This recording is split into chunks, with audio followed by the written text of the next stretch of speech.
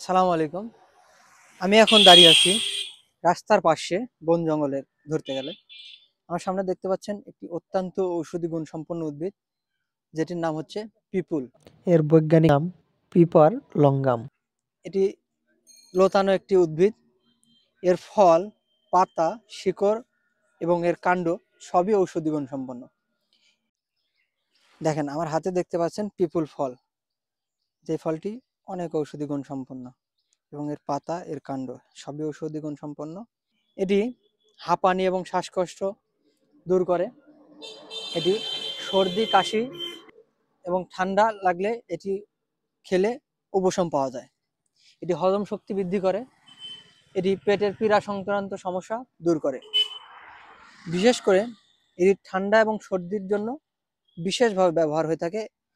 এর যে ফল রয়েছে, এর ফলের চা করে খেলে আপনার ঠান্ডা সর্দি দূর হতে পারে।